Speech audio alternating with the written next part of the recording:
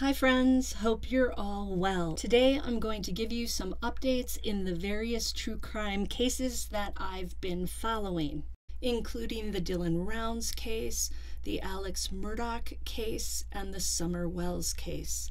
I'm going to start with Dylan Rounds.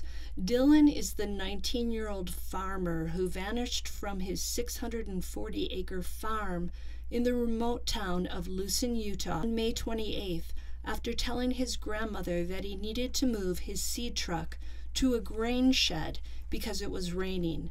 Dylan's closest neighbor, a 58-year-old man named Jim Brenner, is currently in jail on unrelated firearm possession charges.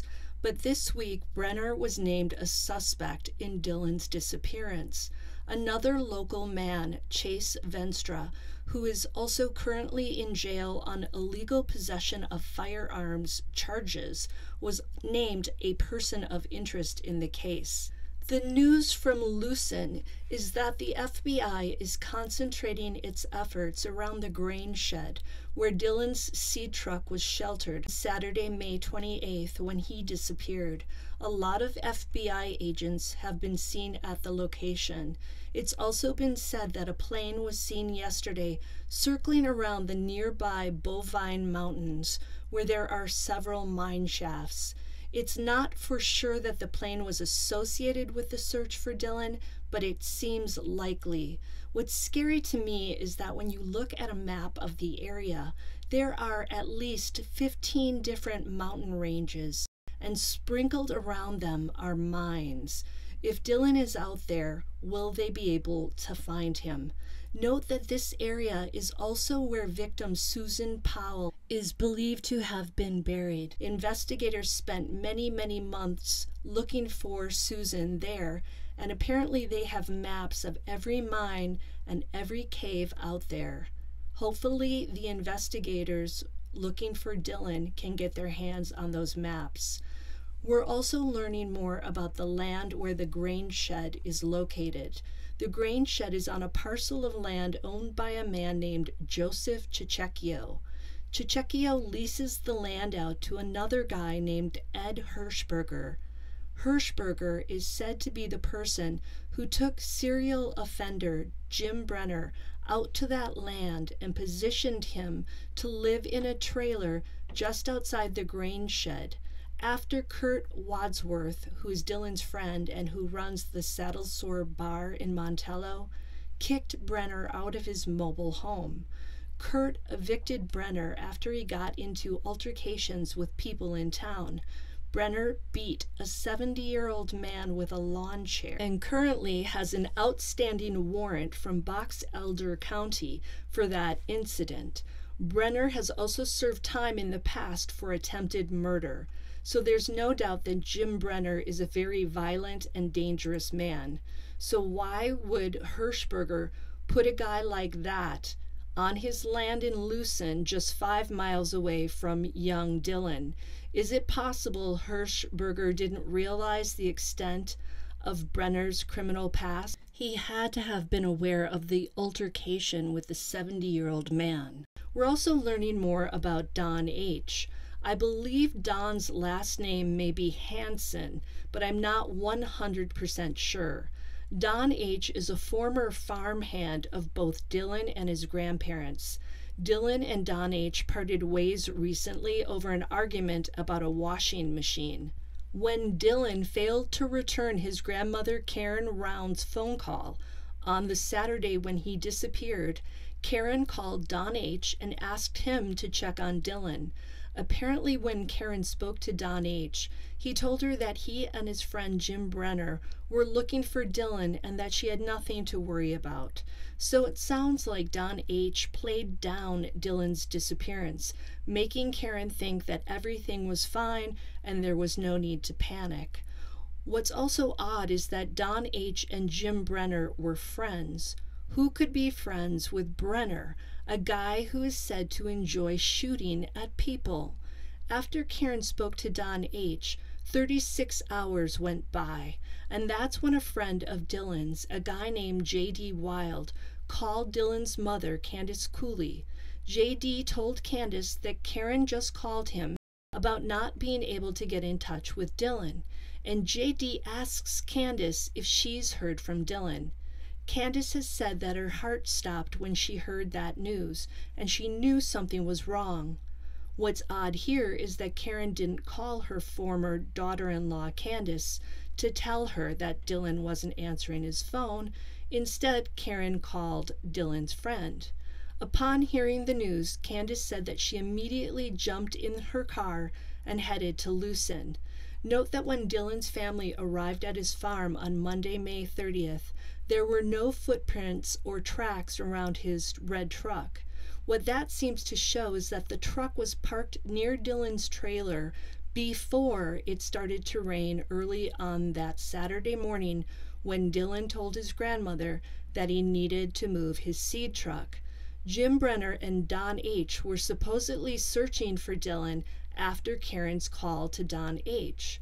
Thus, their footprints should have been seen in the mud around the truck and trailer when Dylan's family arrived at his farm on Monday. Does this mean that Don H. and Jim Brenner didn't really search for Dylan after reassuring Karen Rounds that they were going to? It is sounding like that could be a possibility. Don H. is also said to be the first person on the scene at the grain shed after Dylan vanished. On June 16th, 18 days after Dylan vanished, a search warrant was executed at the trailer where Jim Brenner was living. During the search, investigators found ball ammunition, ignition caps, black powder, and speed loads, all related to muzzle loading. No muzzle loader firearms were located at the trailer, which would make sense because we later find out that Brenner asked his friend D.H. to take those muzzle loaders to his residence for safekeeping after Dylan went missing. It wasn't until June 20th, when D.H. was interviewed by law enforcement, that he told them that after Dylan went missing, and sometime after Brenner's first interview with the Box Elder Sheriff's Office on June 7th, Jim Brenner brought 3 black powder guns over to his house, asked him to safeguard them. When D.H. asked Brenner why, Brenner stated he needed to do this for his own safety, and that the last time he had trouble with the law, they took everything from him. D.H. agreed to store the muzzle loaders. It was only when Don H. was interviewed by the police that he told them about the 3 muzzle loaders.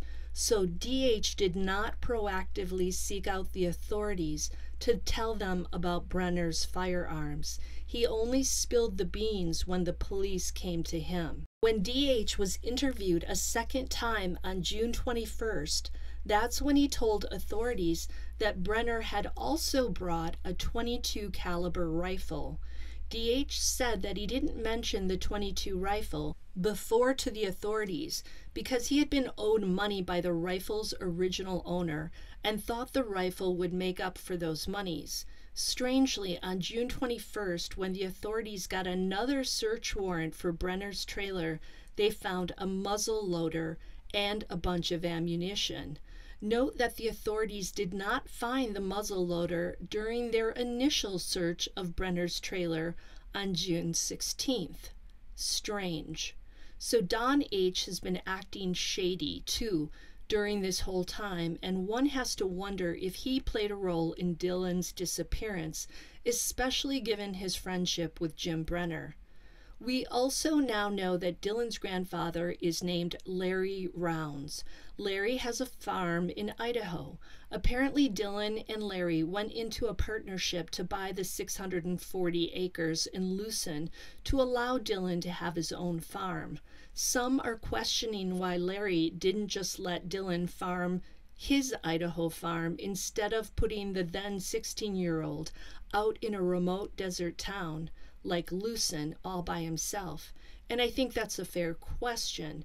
Who would allow a 16-year-old to live out in the remote desert all by himself or herself?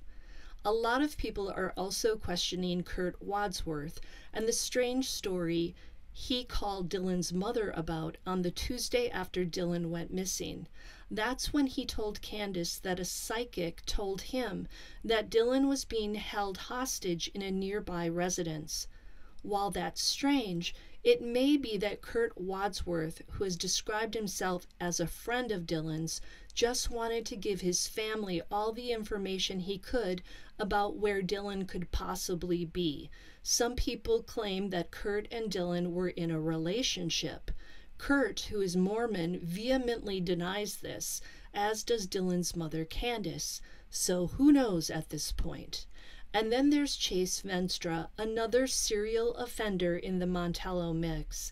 He's the guy that popped out of the desert and flagged Dylan down days before he went missing. Menstrua was supposedly bloody and missing at least one shoe when Dylan picked him up. Some are wondering if Brenner and Don H. somehow set Menstrua up to look like the most likely suspect in a planned disappearance for Dylan. Menstrua is currently in custody on illegal possession of firearms charges. That seems like a pretty elaborate plan, setting Menstrua up, in my opinion, but stranger things have happened. The portrait of Dylan Rounds that's emerging is of a very focused young man who knew from an early age that he wanted to be a farmer. This is a kid who was not into gaming when his classmates were. Dylan instead was hyper-focused on becoming a successful farmer. And he's good at it. He's been working on other people's farms since he was legally allowed to do so. He's said to be a superb welder, and that's one of the skills he's sought after for. He doesn't party. He sticks to his farming schedule and does what he has to when he has to. Some people have said that Dylan could sometimes come off as condescending, and Dylan's mother describes him as being headstrong. Whether that's confidence, whether that's the result of being 19 and being so good at farming and having his own farm, I don't know. Dylan is also said to have spoken openly about his money and may have mentioned recently getting a check for $33,000. Kurt Wadsworth said everyone in town knew about that check. So why did Dylan disappear? He didn't just walk away from the farm, and he didn't drive away either because all of his vehicles were found at the farm. Dylan leaving the farm has to be the result of someone else taking him away from there. In other words, foul play. So what motives could people have had to get rid of the 19-year-old? Could Dylan have been targeted because some of the local criminals and meth heads wanted to rob him and get their hands on his money? That's a definite possibility in my mind. When drug addicts want their fix, they'll do anything to get money. And if they are criminal types, they may even kill for the money. Could Dylan have been targeted by people who despised him, people who resented a confident 19-year-old who has his own farm? We've heard that Dylan had a falling out with Don H. Could that have led to someone wanting to harm Dylan? That's another possibility. Could Dylan have been targeted by Kurt Wadsworth, who has at least one wife in the Philippines and who needed money to send to that wife? He also has 8 children. Could he have needed money to support all those kids? It's certainly a possibility, but Kurt Wadsworth appears to be doing all he can to help in the search for Dylan. So it's uncertain whether he's a good guy or a bad guy at this point. And then there's the water rights issue out there. Fresh water apparently is at a premium, and if other farmers felt Dylan was using too much of it, could one of them have wanted to get rid of him? Possibly. So far, volunteer teams have logged more than 300 hours searching for Dylan and have covered 3,000 miles on foot, in helicopters, and more. During the searches, volunteers have hiked to caves, looked in mine shafts, ravines, abandoned buildings, abandoned trailers. And I also think they may be searching by air near the Bovine Mountains. So that's it for the Dylan Rounds case today. Now on to the Murdaughs. Yesterday, 54-year-old disbarred attorney Alex Murdaugh was charged with 2 counts of murder for the 2021 killings of his wife Maggie and his son Paul, and 2 counts of possession of a weapon during the commission of a violent crime. Murdaugh is going to be arraigned next week. Through his lawyers, Alex Murdaugh is claiming he's innocent. On the night when Maggie and Paul were killed, Murdaugh summoned his estranged wife, Maggie, to their property in Islandton, South Carolina, by convincing her to join him in visiting his father in the hospital. Maggie agreed and was planning to follow Alex to the hospital in her own vehicle. On her way to the house, Maggie allegedly texted a friend to say that something about Alex's behavior felt fishy.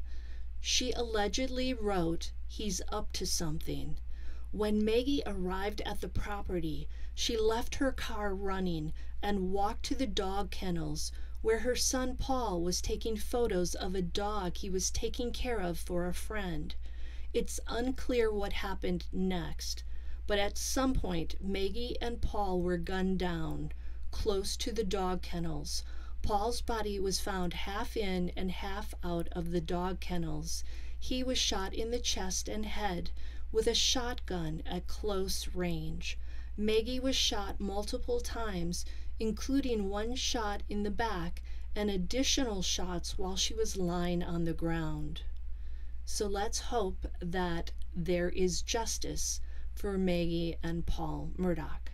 And now on to the Summer Wells case. We learned from Chris McDonough of the Interview Room that Candace Bly is likely staying in the town of Dandridge, Tennessee. Founded in 1783, when settlers came across the Appalachian Mountains moving west, Dandridge is about 46.5 miles away from Rogersville. It sounds like a beautiful place thanks to its lake, Douglas Lake, and a very quaint-looking downtown area. Dandridge is also not far from Pigeon Forge, Gatlinburg, and Knoxville, all places that have played a role in Summer Wells and her family's lives. We've all seen the photos of Candace Grandis, Summer, and her brothers in Pigeon Forge and Gatlinburg, and we've all heard stories of Don's trips to Knoxville. Speaking of Don, he will be getting out of the Hawkins County Jail soon. According to a post that Emma of Crime Stories Obsessed made, as soon as Don is released from jail, he's slated to head to a place called U-Turn for Christ Ranch for rehab, which has many locations throughout the United States, including one in Greenville, Tennessee.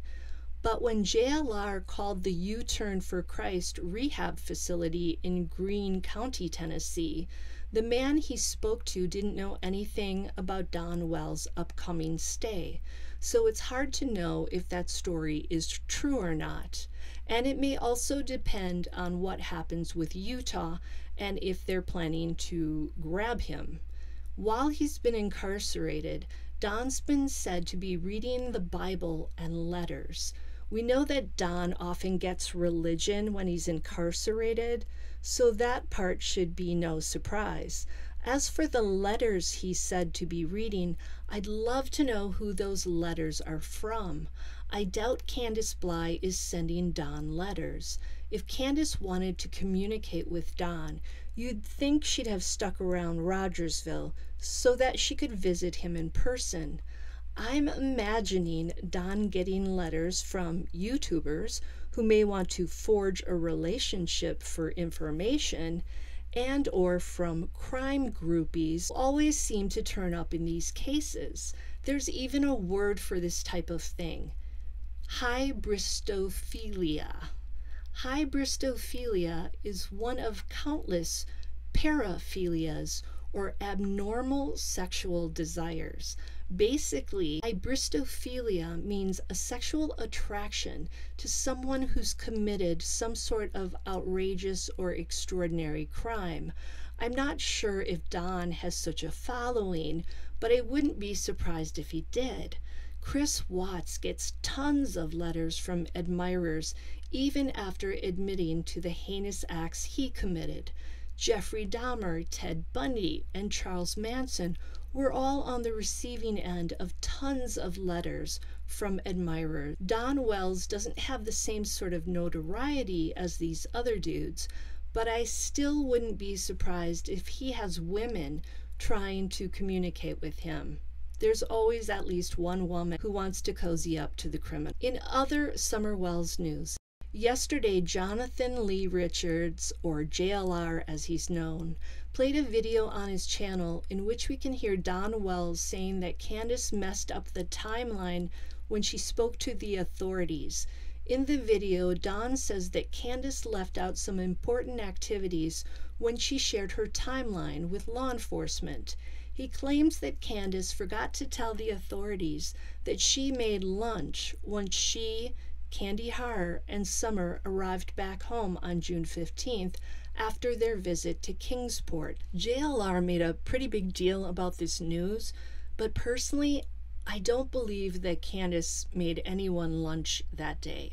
Candy Har never mentioned anything about lunch when she finally got around to talking about June 15th. Of course, that doesn't mean it didn't happen, but in my mind, this was Don trying to help Candace fill up the 3 or so hours during which Summer vanished. I think it was simply a filler activity to explain away those 3 critical hours, so the news doesn't strike me as bombshell worthy. However, if Candace did make lunch, I'd like to know how Don knows that with certainty. Was he maybe home when she made this supposed lunch around 3:30 p.m. or so? If that's the case, then the news would be worthy of the title Bombshell Discovery. In another video, JLR said he knows where the Wells' 3 sons are. That's disturbing because no one outside of DCS should have that information.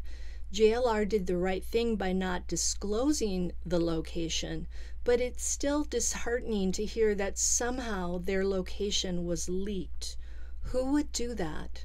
It's nobody's business where those 3 boys are, and they deserve to have their privacy respected as they try to heal from all of this. End of story. Moving on to Jody Sue Brown. Jody Sue was in the hospital yesterday dealing with a blood pressure issue. She didn't sound or look well, and it drives home for me that Jody Sue might be better off if she stopped doing epically long YouTube lives and focused instead on her health and on her children. She said the other day that someone said to her that he or she couldn't believe she was still alive, that her cancer should have done her in by now. If Jody Sue is in such dire health straits, you'd think she'd prefer concentrating on herself and on her kids, maybe try to carve out a plan for her son and daughter if the worst happens, and maybe try to find peaceful time in the day to shut down all the negativity associated with the case and with her ex, Andy Bernard. The girlfriend of Jody Sue's ex, Andy Bernard, communicated with JLR this week as well. JLR's been getting around. She told JLR that Jody Sue Brown is a habitual liar and that Andy only laid his hands on her when she was attacking him first. The girlfriend, who Brown refers to as Coleslaw, also stated that Andy lost his day job and that they are having trouble finding someone willing to rent an apartment to them as a result of Jody Sue's claims that Andy sold drugs to the Wells and their children. And she made it clear that she, Coleslaw, is not pregnant. Okay, that was a lot of information. That's the end of the update. I hope you enjoyed it. If you did, please hit that like button, leave me a comment, subscribe if you like what you're hearing, and if you want to support the channel, you can do so down in the comments.